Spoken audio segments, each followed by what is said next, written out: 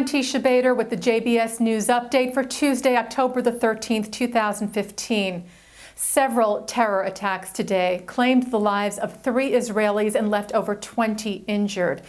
In the most recent incident, 2 Israeli men were murdered when 2 terrorists, reportedly from the Arab village of Jabal Mukaber, attacked a bus in the neighboring Jerusalem neighborhood of East Talpiot. They shot and stabbed passengers on board, killing a 60-year-old man who died at the scene and a 45-year-old man who later died at the hospital. Several were wounded. Israel police shot and killed one of the terrorists and apprehended the second. There are reports that the 2 terrorists may have been trying to hijack the bus. And in another Jerusalem neighborhood this morning, 1 person was killed in a car ramming attack in Geula. The Arab driver rammed into a crowd on Malchei Yisrael Street and then tried to stab those he hit. He was apprehended by police. 60-year-old Yeshayahu Kershavsky was named as the victim killed. He was laid to rest later today in Jerusalem. And in the city of Ra'anana, 2 separate stabbing attacks left 5 people injured. The Arab assailants in both attacks were arrested by police.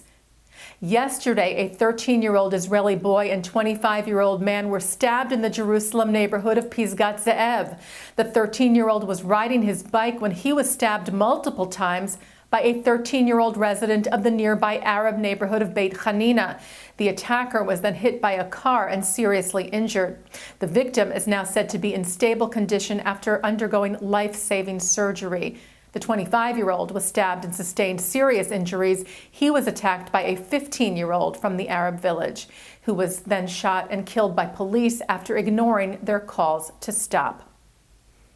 And on Sunday, an Arab man stabbed 4 people near the entrance to kibbutz Gan Shmuel in the Hadera area, seriously injuring a 19-year-old female IDF soldier, moderately injuring a 14-year-old girl, and lightly injuring a 20 and 45-year-old man. The terrorist was apprehended by police. Earlier Sunday, an Israeli police officer was lightly injured when he stopped a driver who was driving in a suspicious manner near a checkpoint on the road between Ma'aleh Adumim and Jerusalem. The driver, a Palestinian woman, exited her vehicle and detonated an explosive. She was seriously injured by the explosion and taken to a Jerusalem hospital for treatment. The police officer was lightly wounded with burns to his upper body and also taken to the hospital. Israeli Prime Minister Benjamin Netanyahu told a special Knesset session this afternoon that Israel is engaged in a long struggle against terrorism. He called for a series of aggressive steps to stop the violence and incitement.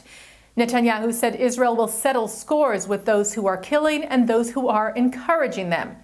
He called on Palestinian Authority President Mahmoud Abbas to, quote, stop lying and stop inciting. Netanyahu said, I am positive that the actions that we will take will lead the other side to the realization that terror doesn't pay. Israel, he said, is strong and will remain here forever. And JBS President Mark Gallup will anchor a special news edition of Israel in Turmoil to discuss the current situation tonight after this newscast. U.S. Secretary of State John Kerry spoke on the phone over the weekend with both Netanyahu and Abbas. Kerry stressed to the leaders the importance of strongly condemning violence and said the U.S. will, quote, remain engaged in efforts to restore calm. Israel's ambassador to the United Nations, Ron Prosor, called for the international body to condemn the recent attacks as well. Speaking to the UN Security Council on Friday, Prosor noted the silence heard from the Council.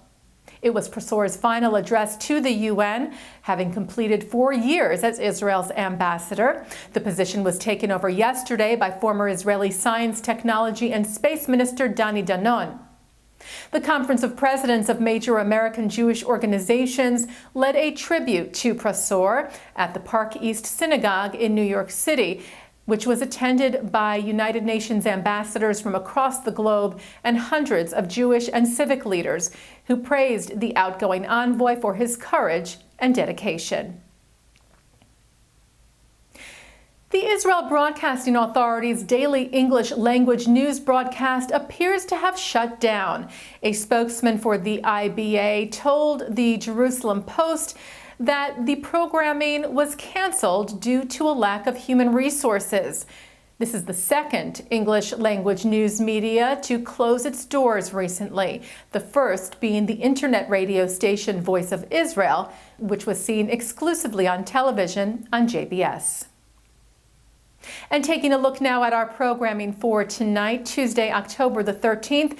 Coming up at 8 o'clock, a panel discussion from the Museum of Jewish Heritage on the interfaith family today. Then at 9, Dr. Stephen Cohen of Hebrew Union College analyzes the patterns of in-marriage and intermarriage in the Jewish community.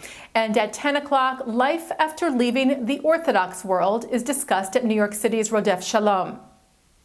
And coming up right after this news update tonight, stay tuned as Mark Golub anchors a JBS special news edition of Israel in Turmoil. I'm Teisha Bader.